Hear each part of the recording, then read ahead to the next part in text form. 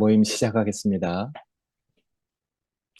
오늘은 골로새서 11번째입니다. 제목은 교회도 고난을 채우며 주를 따른다 하는 제목을 가지고 교통하겠습니다. 골로새서 1장 24절 25절입니다. 나는 이제 너희를 위하여 받는 괴로움을 기뻐하고 그리스도의 남은 고난을 그의 몸된 교회를 위하여 내 육체에 채우노라. 내가 교회의 일꾼이 된 것은 하나님이 너희를 위하여 내게 주신 경륜을 따라 하나님의 말씀을 이루려 함이니라. 어, 바울이 교회를 위해서 자신이 겪는 고난을 어, 기쁘게 받아들인 이유가 있습니다. 그리스도와 교회를 대적하고 많은 사람들에게 핍박을 했던 자기 자신이 그리스도의 사랑을 깊이 깨닫고 완전히 자신의 과거를 인정하고 그리스도 안에서 생명을 얻고 자유한 사람이 돼서 기꺼이 고난을 감당하는 이런 사람이 된 것이죠. 바울을 보면 완전히 이제 반전이 된 대적하는 자에서 그 사랑을 깨닫고 그리스도를 따라가는 이런 사람으로 변화가 됐잖아요. 여기 글에 적혀 있는 것처럼 뭐 세상에 괴로움을 기뻐하고 고난을 기쁘게 받아들이는 사람이 어디 있겠어요? 괴로움과 고난은 다 싫은 것이죠.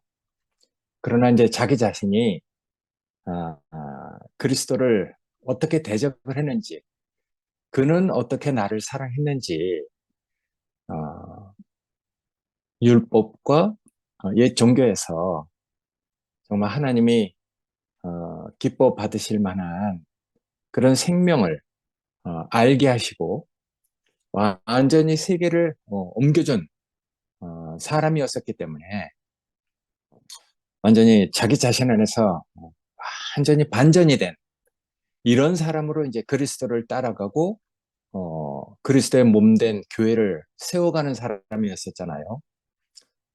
그러니까 이제 괴로움을 기뻐한다, 고난을 기쁘게 받아들일 이유가 있는 것이죠.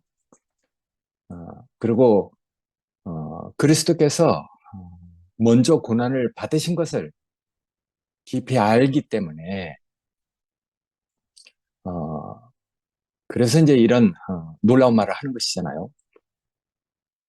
예수 그리스도의 그 삶이나 그 사역이 어, 알아가면 알아갈수록 이 고난을 포함한 그런 사역이었었구나 하는 것을 알게 되는 것이죠. 그만큼 세상은 하나님과 멀어진 관계가 이렇게 끊어진 그런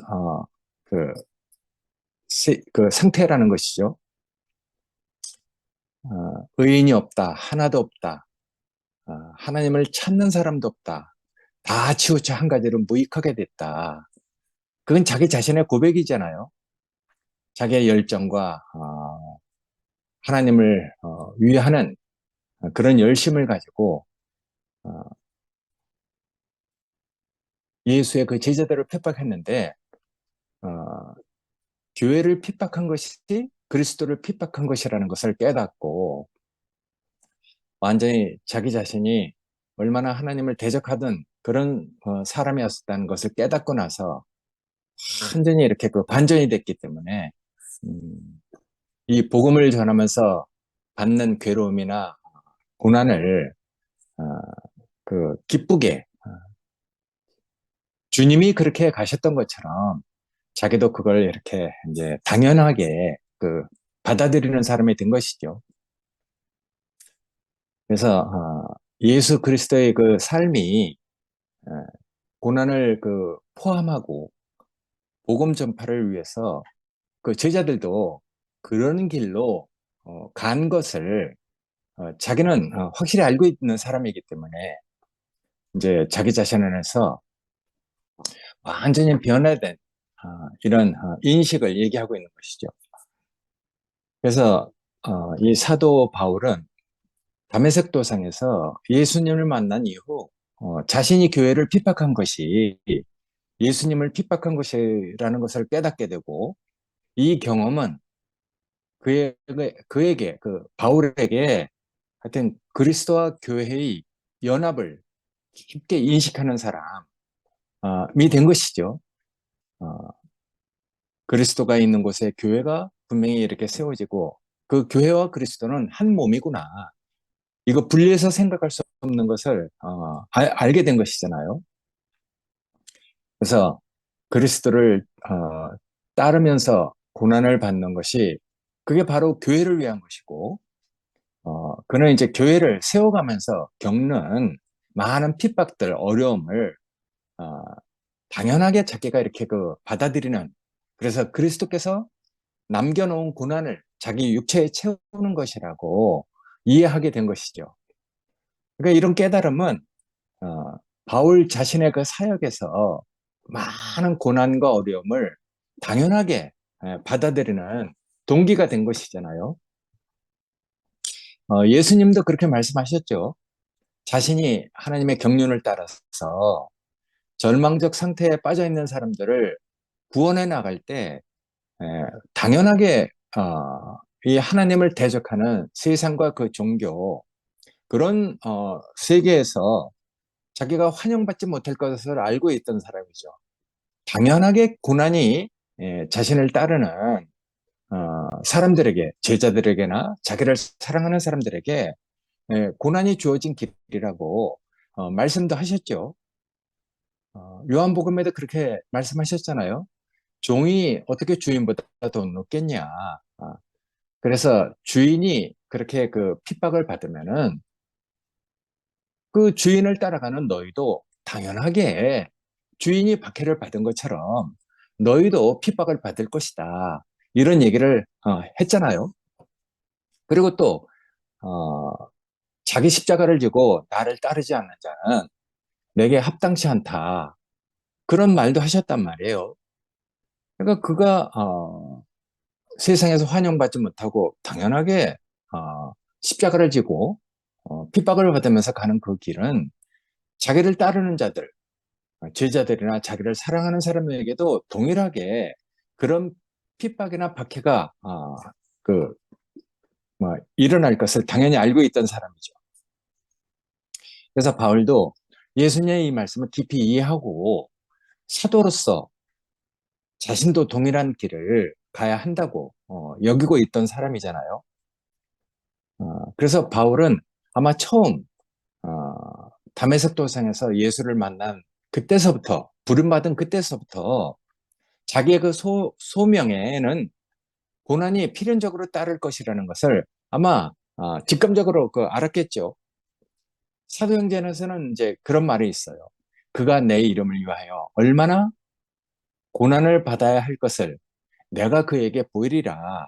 이렇게 얘기했던 것처럼 어, 뭐 세상은 이미 나에게 넘겨진 것이므로 내가 원하는 자에게 준다. 그러니까 세상은 이미 그 공중무새 잡은 자가 따로 있는 것이잖아요. 그런 그 세계에다가 하나님의 그 복음을 전하는 이런 사람으로 아들이 왔으니까 당연하게 사람들이 그 사람을 몰라볼 것은 당연하고 핍박을 받을 것은 당연하잖아요. 어, 그래서 이 다메섹 도상에서 바울은 그런 예수를 인식하고 따를 때 당연하게 자기가 사도의 그 소명을 가지고 예수를 따를 때 당연하게 핍박을 받을 것을 알고 있던 사람이잖아요. 그래서 이런 바울의 그 회심을 보고 영국의 어떤 신학자는 그렇게 얘기해요. 음, 이 사울의 체험은 세계 교회사에서 가장 유명한, 가장 큰 사건이다. 유명한 회심이다. 이렇게 얘기를 하잖아요. 어쨌든 우리가 알고 있듯이 바울은 이제 그런 과정을 거쳤단 말이에요. 어, 다메섹 도상에서 스데반의 순교 현장에 있었던 사람이고, 스데반이 그 돌 맞아 죽는 자리에서 그걸 당연하게 여겼던 사람이잖아요. 그래서 그 스데반과 예수의 그 추종자들이 성전과 율법을 회파하는, 방해하는 그런 세력들로 보인 것이죠. 저들은 나사렛 예수, 이단의 괴수를 따르는 사람들이다. 이렇게 보고 그 사람들을 핍박하고 그렇게 다녔던 사람이잖아요. 그러니까 바울에게는 율법과 성전이 뭐 자기 목숨처럼 소중한 사람인데 그런 조상들이 전통적으로 지켜오던 그런 하나님을 섬기는 그런 성전과 율법을 아무것도 아니라 하고 어, 소홀하게 여기는 그런 제자들이 얼마나 그 이단으로 보였겠습니까? 음. 근데 부활하신 예수님을 만난 후 바울이 완전히 달라지잖아요. 그래서 그는 많은 고난과 핍박을 받았지만은 어, 그래도 굴하지 않고 예수님을 전하는 사람이 된 것이죠. 어, 예수님에게 직접 배우고 예수님에 의해서 이렇게 파송된 사람을 사도라고 하잖아요. 근데 바울은 예수를 직접 본 적도 없고 어, 직접 보고 배운 바가 없는데도 자신을 사도라고 한단 말이에요. 그건 이제 다메섹 도상에서 있었던 체험을 가지고 자기가 사도라고 자기 자신을 그렇게 얘기하고 있잖아요. 다메섹 도상에서의 그 체험, 거기서 네가 왜 나를 핍박하느냐 하는 그 음성을 듣고 그리고 또 이제 주님의 그 보내심을 받은 그런 사건을 자기가 알고 있었기 때문에 그런 체험을 다메섹 도상에서의 주님을 만난 경험을 자기가 사도가 된 근거로 삼고 있는 사람이잖아요. 그래서 바울은 자기가 사도다 이런 것을 세 번씩이나 그 사도행전에서 강조를 하고 있어요. 다메섹 도상에서의 그 어떤 체험 그리고 거기서 이제 아나니아를 만나서 자기가 눈뜬 이런 회복 이런 것들을 상세히 그 사도행전에서 설명하고 그리고 또 사도행전에서 보면은 예루살렘 성전에서 체포된 후에 유대인들을 향해서 히브리어로 자기가 자기 자신을 간증하잖아요. 자신이 가말리아 문화에서 철저하게 유대 율법의 교육을 받았던 그런 사람이다.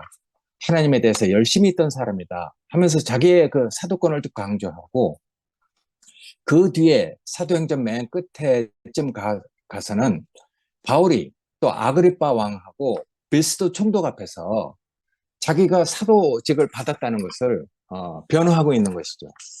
그래서 사도행전에서 보면은 자기가 왜 사도가 됐는지 그걸 세 번씩이나 자기 자신으로 이렇게 간증을 하고 있잖아요. 그래서 바울은 하여튼 예수께서 여기 이 땅에 오셔서 고난을 그 당하신 것처럼 그 자기가 사도의 직분을 가지고 교회를 이렇게 세워갈 때는 핍박과 고난이 당연하게 따른다는 것을 알고 있던 사람이죠. 근데 그 모든 것을 다 하나님의 뜻으로 받아들이는 사람이죠. 그렇기 때문에 여기 그리스도의 남은 고난을 교회를 위해서 자기 자신의 그 육체에 채운다는 이런 놀라운 말을 하고 있잖아요. 로마 옥중에서 이 편지를 어, 썼단 말이에요. 그래서 고로새 형제들에게 너희를 위하여 받는 괴로움을 내가 기뻐한다. 이렇게 얘기하면서 그리스도의 남은 고난을 자신의 그 육체에 채운다는 이런 말도 하는데 그대로 이렇게 들으면은 그리스도의 고난이 뭐 아직 더 남아있다. 라는 뜻으로 들리기도 하고 마치 그리스도의 고난이 뭔가 좀 모자르다 하는 말로 들릴 수도 있는데 절대로 그런 말이 아니잖아요. 그리스도의 그 고난은 부족하지도 않고 모자라지도 않습니다. 우리를 구원하시기에 아주 그리스도가 그 받으신 그 고난은 충분하잖아요. 십자가에서 우리 주님께서는 운명하실 때 다 이루었다 하면서 말씀하셨단 말이에요. 그리고 또 다른 성경에서는 그리스도께서 자신의 그 몸을 단번에 하나님이 기뻐하시는 희생제물로 드렸다는 얘기도 하고 있거든요. 그래서 우리가 거룩함을 입기에 충분한 우리 구원을 위한 완전한 희생제물이라고 히브리서에서는 또 얘기하고 있죠. 그러니까 그분은 고난이 모자라지도 않고 부족하지도 않습니다. 충분하거든요. 하나님이 기뻐 받으실 만한 완전한 희생제물로 바울은 인식하고 있던 것이죠. 근데 그런 인식이 우리에게도 있으면은 우리에게도 놀라운 일이 이렇게 일어나잖아요. 야, 하나님이 기뻐 받으실 만한 완전한 희생제물이다. 우리가 그것을 인식한다면은 우리 자신이 어떻게 안 바뀌겠습니까? 음. 그러니까 하나님이 기뻐하시는 사람이구나. 그럼 상대적으로 나는 어떤가? 이게 저절로 드러나게 되잖아요. 하나님 기뻐하시고 하나님이 정말 완전하게 여기신 어떤 희생제물을 우리가 인식한다는 건 이건 우리 안에서 놀라운 일이 일어나게 되죠. 그런 것이 일어나면은 나는 상대적으로 어떤 사람이라는 것이 저절로 다 드러나서 하나님 앞에서 우리가 할 말이 없는 사람이 되거든요. 그래서 그리스도의 남은 고난은 그리스도께서 다 못 이룬 고난이 아니라는 것이죠. 그리스도를 위해서 우리에게 남겨진 고난이라는 뜻이거든요. 음. 그래서 머리신 그리스도의 그 고난에 몸된 교회가 함께 참여한다는 뜻이거든요.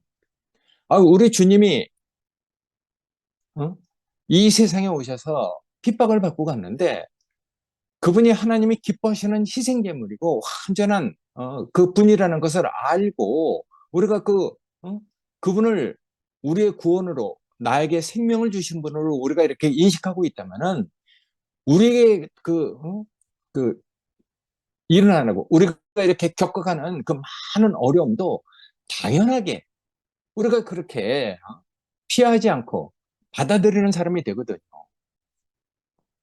그래서 실제로 바울은 그리스도의 고난에 참여한다는 이런 표현을 사용하고 있거든요.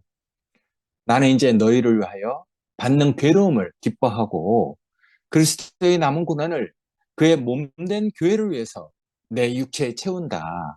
이런 말을 하는데 이런 말은 바울 자신에게 영광스럽고 정말 복된 말이거든요.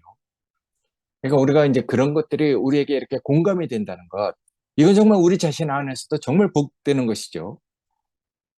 그러니까 복음이 전파되고 교회가 세워지는 과정에서 우리가 겪어야 할 어떤 고난이 당연하게 남아있다는 것을 우리도 인식하게 되거든요. 그럼 그런 것들을 인식하고 어떤 어려움을 우리가 견뎌나가고 이런 것들은 우리가 필연적으로 우리가 겪어야 할 어떤 일로 받아들이게 되는데 그런 일을 피하게 되지 않습니다. 기꺼이 받아들이게 되는 것이거든요. 그래서 아이고 그런 것을 받아들일 때마다 우리 주님이 어떤 길을 가셨는가가 더욱더 우리가 받는 고난으로 인해서 알아지는 것이거든요. 그러니까 그리스도가 받는 그 고난과 우리가 어떤 상황에서 어떤 환경에서 우리가 겪는 고난은 전혀 다른 것이 아니죠. 음. 그래서 다른 세계에 와서 그렇게 겪어가는 그 고난을 우리가 당연한 것으로 이렇게 받아들이면은 그것이 하나님이 우리에게 정한 길이고 우리가 당연하게 받아야 할 길로 이렇게 받아들이기 때문에 그것은 우리가 고난이 되지 않습니다. 오히려 그 뒤에 하나님이 우리에게 주시는 그 위로가 우리에게 너무나 넉넉하고 온전하고 부족함이 없다는 것을 우리가 이렇게 받아들이고 알기 때문에 그 안에서 하나님이 주는 위로는 정말 차고 넘치는 위로가 되는 것이거든요. 그래서 이제 바울이 그런 얘기를 해요. 내가 너희를 위하여 받는 괴로움을 기뻐하고 그리스도의 남은 고난을 그의 몸된 교회를 위해서 내 육체에 채운다. 그러니까 교회를 위해서 자기가 받는 그 고난이나 핍박, 그걸 자기가 겪어가는 자기 육체에 채운다는 이런 말들은 사실은 그런 고난이나 핍박보다도 더 넘치는 주님의 위로가 있기 때문에 그런 고난은 더 이상 고난이 안 되는 것이죠. 그래서 이제 우리가 잘 이해할 수 없는 그 괴로움을 기뻐한다. 고난을 내가 당연하게 받는다. 이런 말들을 하는 것이거든요. 그러니까 우리가 그런 말을 우리가 이제 이해하게 됩니다. 너희를 위한 우리의 그 소망의 견고함은 너희가 고난에 참여하는 자가 된 것 같이 위로에도 그럴 줄 압니다. 이렇게 얘기하잖아요. 그러니까 고난이 우리에게 이렇게 다가오는 것만큼 하나님의 위로에도 우리가 조금도 부족함이 없는 오히려 그 고난을 우리가 충분하게 하나님의 위로로 견디는 이런 사람으로 우리 자신이 바뀐다는 것이거든요. 그게 억울한 게 아니죠. 당연하게 우리가 받아들이는 그러니까 그 마음가짐인 것 같아요. 억울하다, 억울하다 이렇게 받아들이는 것과 내가 어떤 것을 내가 당연히 받아들이는 것은 얼마나 차이가 있습니까? 그러니까 우리가 주님을 따라가면서 겪는 그 모든 것은 하여튼 그 고통이 아닙니다. 고난도 아니고 오히려 그 뒤에 주님이 우리에게 주시는 그 위로가 차고 넘치는 것이기 때문에 바울도 아마 그런 마음으로 이런 많은 어려움을 어려운 길을 갔던 것 같아요. 베드로 전서에도 그런 말이 있잖아요. 사랑하는 자들아 너희를 연단하려고 오는 불시험을 이상한 일 당하는 것처럼 여기지 말고 오히려 너희가 그리스도의 고난에 참여하는 것으로 즐거워하라. 이런 말을 하고 있단 말이에요. 이건 베드로 말이지만은 베드로도 자기가 어떤 사람이었습니까? 어, 다 굴기 전에 자기가 예수를 부인하고 도망갔던 자기 자신의 그 정체가 다 폭로돼서 나중엔 정말 주님을 기꺼이 따르는 사람이 됐잖아요. 그러니까 자기가 여러 가지 많은 어려움과 환란을 이상한 일 당하는 것처럼 여기지 않은 사람이죠. 오히려 그리스도의 고난에 참여하는 것을 자기가 즐거워하는 그런 예수를 따르는 정말 제자가 된 것이잖아요. 그러니까 우리도 우리에게 허락된 그 고난으로 인해서 그리스도의 남은 고난에 우리가 참여한다는 그런 것에 대한 바른 인식을 우리가 이렇게 갖게 되는 것이죠. 그러니까 하나님의 경륜 안에서 우리가 구원을 얻는 것이 이렇게 그 놀라운 일이 되는 것이잖아요. 그러니까 하나님이 우리에게 정말 은혜를 베푸시는 것 같아. 예. 많은 어려움과 많은 우리가 이해할 수 없는 일들을 겪어가지만은 그 겪는 그 순간에는 얼마나 어렵습니까? 저도 그랬거든요. 뭐 늘 영광에 비춰서 어떤 삶을 이렇게 지나왔지만은 너무나 힘들고 고난이 힘들 때는 그런 영광이 가려져서 아유 내가 왜 이렇게 살아야 되나 이런 원망이 있던 사람이 있었거든요. 근데 그런 원망이 계속되는 게 아니라 또 말씀이 있고 그런 어려움을 충분히 이렇게 이겨낼 만한 위로가 있기 때문에 그런 어려움이 어려움으로 여기지지 않고 그걸 넘어가고 또 넘어가고 해서 정말 우리가 생각할 수 없는 삶을 살아왔던 것 같아요. 음? 수인자매도 그렇고 나도 그렇고 어려움만 계속 된다면 어떻게 살겠습니까? 그러나 그런 어려움 속에서 늘 왜 그런 어려운 삶을 살았는지, 왜 그런 고난의 그 삶을 살았는지 하나님은 늘 위로를 주시고 그 어떤 어려움을 넘어가게 하시고 또 지나가게 하신단 말이에요. 그러니까 구원을 얻는 것이 내 노력이나 힘으로 되는 게 아니잖아요. 가만히 있어서 저절로 이루어지는 게 아니죠. 그러니까 그때그때 성령의 역사가 있고 우리의 순종이 함께 할 때 그런 일들이 우리한테 이해가 되고 왜 그런 과정을 거쳐야 되는지 어떤 인식이 우리 자신이 되게 하잖아요. 그러니까 어떤 체험이 정말 중요한 것 같아요. 그리스도를 따라가면서 많은 환경을 통해서 하나님이 우리에게 허락하시는 그런 많은 고난들, 어려움들, 이런 것들이 어려움이나 고난으로만 남아있는 게 아니라 늘 그때그때 충분히 어려움과 고난을 이겨 나갈 만한 넉넉한 위로를 주신단 말이에요.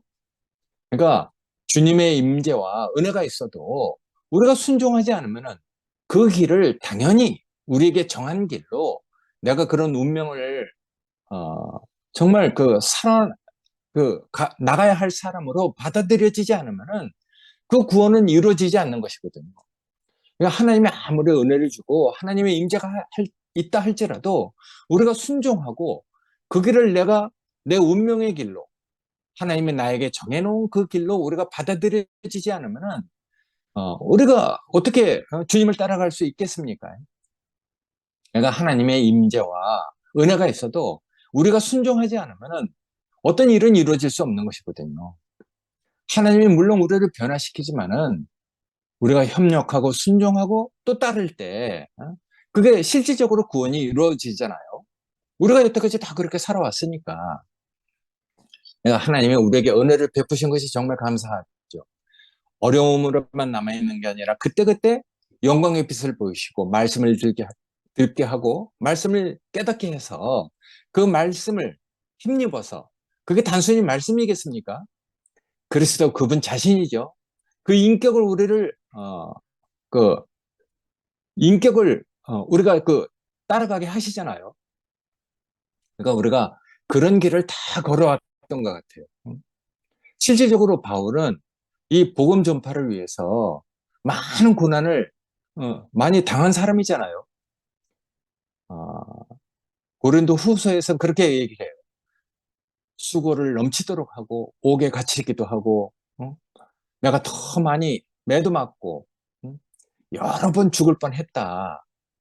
뭐 그래서 거기서 매 맞고 돌 맞고 배가 난파돼서 얼마나 그 하여튼 바다에서 떠돌아다녔는지 그리고 또 강도의 그 위험을 당하기도 하고 이루 말할 수 없는 많은 어려움을 겪었단 말이에요. 그런데도 바울은 그렇게 얘기하잖아요.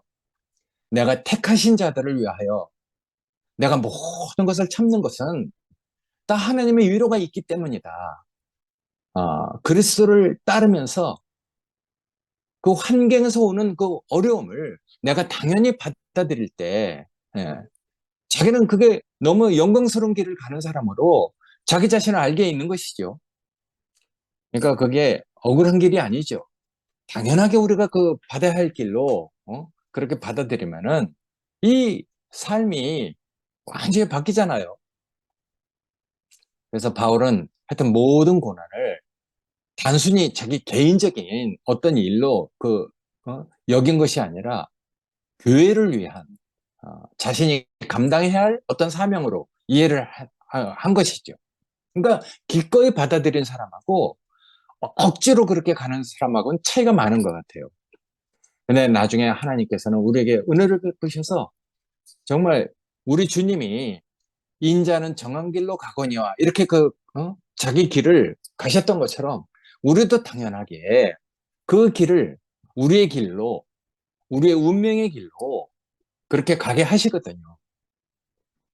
그러니까 억지로 하는 사람과 나중에 그 사람의 그 생명이 예, 그런 사람으로 어떤 환경을 받아들이고 어떤 운명을 받아들여서 가는 것은 많은 차이가 있는 것이잖아요. 그래서 바울은 자기 자신의 그 사역이 하나님의 경륜을 따라서 이루어졌다고 얘기를 합니다. 내가 교회의 일꾼이 된 것은 하나님이 너희를 위하여 내게 주신 하나님의 그 경륜을 따라서 여기서는 자기에게 주신 직분을 따라서 하나님의 말씀을 이루려 함이다 이렇게 얘기를 하고 있는데 하나님의 그 경륜 이게 그 놀라운 것이잖아요. 우리가 어떻게 하나님의 경륜을 알 수 있는 사람이 된 것인지 이건 참 놀라운 일이라고 생각이 돼요. 응? 창세 때 아담의 그 타락을 하고 하나님은 사람을 구원하기 위해서 하나님의 경륜을 세우시잖아요. 그래서 하나님은 언약을 하십니다. 내가 너희를 위해서 이렇게 이렇게 구원을 이루어 나갈 것이라는 그런 구원을 아브라함을 통해서 그리고 또 많은 우리의 그 믿음의 그 선진들을 통해서 하나님의 약속을 해오신 것이잖아요. 그래서 하나님의 그 언약은 우리를 위한 그 구원의 계획은 이런 계획 속에서 하나님의 그 경륜 속에서 이루어져 오고 있었던 것이죠. 절망적 상태에 있는 사람을 구원하기 위한 하나님의 그 구원의 계획, 이런 구원의 언약은 예언을 따라서 선지자들을 통해서 계속해서 한치도 어긋남이 없이 이렇게 흘러오게 됐잖아요. 그런 것들이 성취되어 왔기 때문에 예수 그리스도로 와서 완전히 그것이 열매 맺은 것이죠. 완전하게 이루어진 것이죠. 그래서 예수께서 다 이루었다 하는 것을 우리도 이제 생명으로 우리의 구원으로 이렇게 받아들이는 사람이 된 것이잖아요. 그런 하나님의 구원의 그 경륜 안에서 이 바울도 선택된 사람이잖아요. 이사야서에 보면은 그런 예언이 있어요. 내가 너를 이방의 빛으로 삼아 나의 구원을 땅 끝까지 이르게 하리라. 이런 말이 있는데 어쨌든 하나님의 구원의 경륜은 하나님이 택하신 이런 사람들을 통해서 쭉 연결되어 오잖아요. 그래서 바울은 이런 하나님의 그 구원의 경륜을 알고 있는 사람으로 말씀을 전파하고 교회를 세우고 성도들을 양육하는 이런 놀라운 일을 해온 것이잖아요. 그래서 자기는 사도의 직분을 가지고 하나님이 자기에게 주신 그 직분을 따라서 뭔가를 하고 있는 이런 것들을 자기의 어떤 개인적인 일로 여기지 않고 하나님의 경륜을 이루어가는 과정이라고 이렇게 생각하고 있는 사람입니다. 그래서 우리는 이런 하나님의 그 경륜을 이루어가는 그 과정을 우리는 다 같이 함께 하고 있잖아요. 한 사람이 교회를 세우고 성도를 양육하고 그리고 또 말씀을 전하기도 하지만은 이런 것들을 또 나누어서 형제들이 그걸 하고 있기도 하죠. 우리 형제들은 한 사람이 하기도 하지만은 여럿이 나누기도 하잖아요. 나누어서 일을 하기도 하죠. 그래서 영식이 형제나 뭐 진호 형제 같은 경우는 우리가 알지 못하는 그런 형제들에게 이런 일들을 당연하게 자기가 뭐, 그 살아내야 할 하나님이 자기에게 주신 은혜라고 생각하고 직분이라고 생각하고 누구에게 뭐 인정받는 그런 길이 아니더라도 당연하게 그렇게 하고 있는 것이니까 정말 감사한 일이죠. 근데 우리는 그런 것들이 기쁘단 말이에요. 우리 일로 같이 우리가 여기고 있는 사람들이니까. 그래서 우리는 다 함께 동참이 되고 같은 하나님의 경륜을 이뤄가는 사람으로 형제들로 이렇게 연결되어 있잖아요. 그래서 바울도 자신이 받는 그 고난을 개인적인 희생이 아니라 하나님의 뜻을 이루어가는 과정으로 받아들이고 어떤 삶을 이렇게 살아가게 됩니다. 그래서 바울이 교회를 위한 그 괴로움을 기쁘게 받아들인 이유는 그리스도의 고난에 동참하고 교회를 세우는 것이 자신의 그 사명임을 자신이 당연히 해야 할 일로 그렇게 받아들였기 때문에 이런 놀라운 말을 하는 것이거든요. 그래서 바울은 그렇게 생각하고 있습니다. 응? 예수님의 고난이 끝이 난 것이 아니라 교회를 남은 교회를 위해서 그 남은 고난이 존재하고 그것을 자신이 감당해야 될 사람으로 여기고 있었던 것이거든요. 그러니까 교회를 위해서 그리스도의 남은 고난이 남아있다는 것, 그게 얼마나 복이 되는 것입니까? 그러니까 우리가 그런 길을 가고 있잖아요. 그리스도에서 그 고난이 모자라거나 부족한 것이 아니라 우리를 위해서 하나님을 거부하고 하나님을 따르지 않는 이런 세상에서 우리가 주님을 따라가면서 그분이 우리를 통해서 베푼 어떤 은혜와 이런 것들이 이런 세상에서 우리가 복음을 전하고 주님을 전하면서 우리가 감당해야 할 어떤 그 고난이 또 남아 있다는 것이거든요. 근데 그런 것들을 우리가 인식하고 당연하게 우리가 그걸 받아들이는 사람으로 어떤 삶을 살면은 그 얼마나 복이 됩니까? 우리는 다 그래서 그런 것들을 당연하게 받아들이는 복된 사람이 다 된 것이잖아요. 예수의 고난이 끝난 게 아니라 교회를 위해서 남은 고난이 아직도 존재한다는 것이거든요. 이걸 우리가 다 감당하는 사람으로 살고 있잖아요. 그러니까 우리도 이제 한 2년 전에 어떤 혼란을 겪어가면서 우리는 그때는 많은 것들이 이해가 안 되는 사람이었었죠. 근데 한 2년 지나고 나서 우리가 이제 그런 것들을 이해하게 됐잖아요. 왜 이런 고난을 우리에게 허락하셨는지, 왜 우리가 그런 과정을 거쳐야 되는지, 그런 혼란과 많은 어려움을 통해서 지금 와서 이렇게 그 돌이켜 보면은 그것이 당연하게 있어야 할 하나님이 허락하신 고난으로 우리가 그렇게 다 받아들여서 우리가 지금 살고 있으니까 정말 교회가 이렇게 안정된 삶을 이렇게 그 이제 지금 살아가고 있잖아요. 그러니까 이거 정말 놀라운 것이죠. 그러나 그 당시에는 아무도 그걸 그렇게 그 여긴 사람이 별로 없었어요. 그래서 이런 형제들이 그래도 뭔가 하여튼 하나님이 하시는 일을 신뢰하고 하나님이 허락하신 그 고난을 묵묵히 살아왔기 때문에 우리는 다 이제 다른 인식을 갖게 된 것이잖아요. 정말 우리에게 남겨진 고난이 있다는 것. 야, 그 고난을 우리가 당연히 받아들이는 사람으로, 우리가 그걸 감당해야 할 사람으로 살고 있다는 게 정말 그 복인 것이죠. 아마 그래서 예수의 고난은 아마 그 계속해서 그 교회가 세워질 때마다 그게 교회가 감당해야 할 어떤 일로 그렇게 그 남겨져 있잖아요. 그러니까 세상에 하나님께 돌아와서 하나님의 기쁨이 채워질 때까지 하여튼 그 고난을 계속 남겨둔 것이죠. 그러니까 우리는 그걸 갖다가 언제, 어느 때 이런 것이 끝날까 이렇게 생각하지 않잖아요. 그렇게 살 수 없는 사람이 이렇게까지 살 수 있는 것, 그걸 복으로 여기고 그냥 살고 있을 뿐이란 말이에요. 그러니까 하나님이 어느 때 그런 것들을 그 완결시킬지 그런 것들은 우리에게 속한 일이 아니니까 묵묵하게 우리가 그냥 우리가 살아낼 수 있는 것만 살아내면 되는 것이잖아요. 그렇기 때문에 바울도 아마 그런 길을 갔던 것 같아요. 그래서 바울이 그 교회를 그 세웠던 어떤 일들은 단순한 선교 활동이 아니죠. 하나님의 경륜을 따른 것이고 성경의 그 예언이 그 성취되는 걸로 그렇게 받아들이는 사람이잖아요.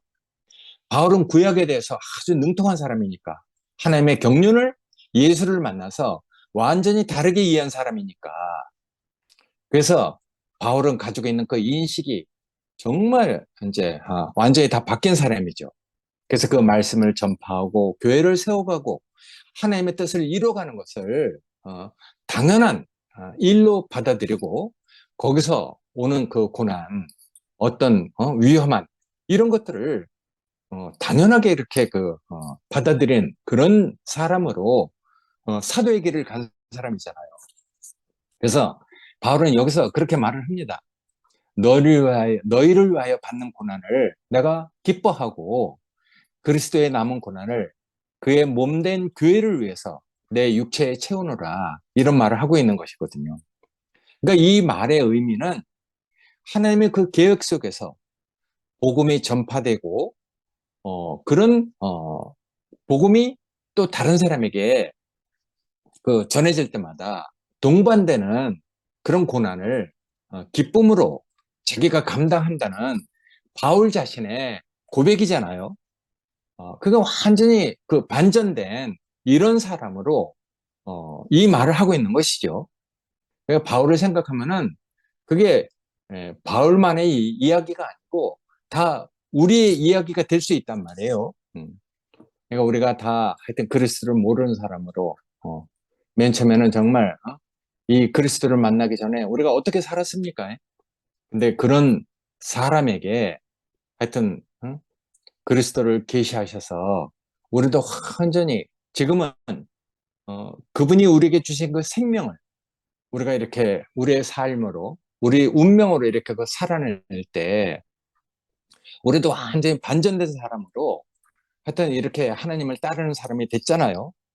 그러니까 바울도 그런 사람인 것처럼 우리도 각자의 그 체험의 차이가 다 다를지라도 하여튼 그리스도의 남은 고난을 우리가 채워간다는 인식을 가지고 우리가 이렇게 살아가는데, 그런 인식을 가지고 사는 사람은 당연하게, 바울이 그렇게 영광스러운 길을 가서 그 삶이 빛과 향기가 돼서 모든 교회의 그 형제들에게 환영을 받는 이런 사람이 된 것처럼, 당연하게 그 길을 가는 사람은 당연히 하나님의 그 위로가 모든 사람에게 빛으로, 향기로 이렇게 나타나는 사람으로 하나님이 그 사람을 이렇게 세워 나갈 것이라는 것을 우리도 알고 있잖아요.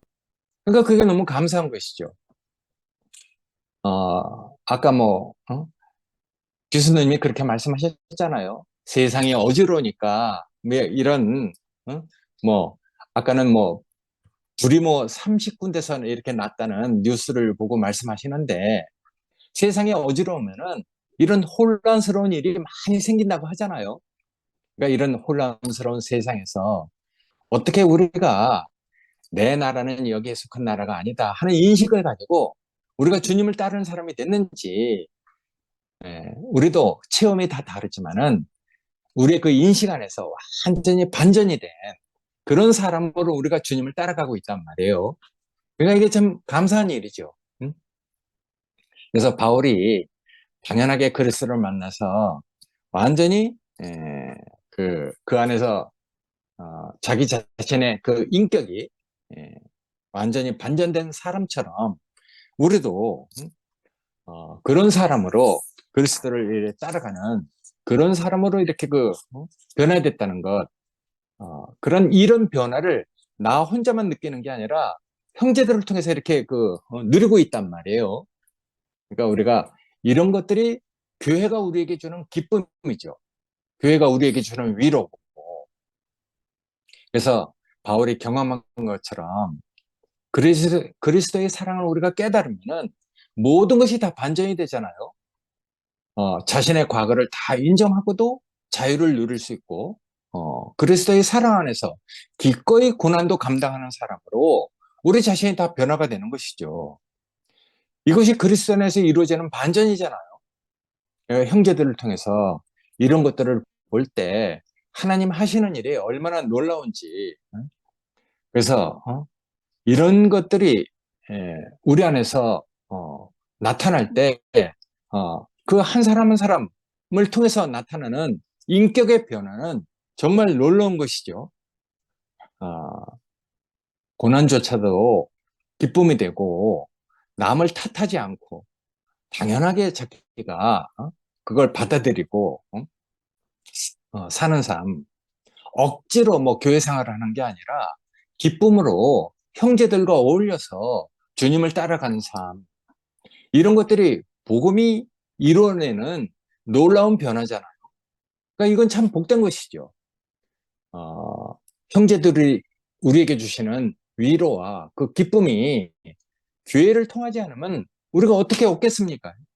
그러니까 이 교회가 우리에게 주시는 하나님의 위로는 정말 놀라운 것 같아요. 그래서 이런 형제들과 함께 살고 있다는 것, 그런 형제들의 그 변화를 보고, 하여튼 그리스도를 따라가는 삶이 이렇게 놀랍고 복된 것이라는 것을 우리가 인식하고 살 수 있다는 것, 이것처럼 놀라운 것이 없는 것 같아요.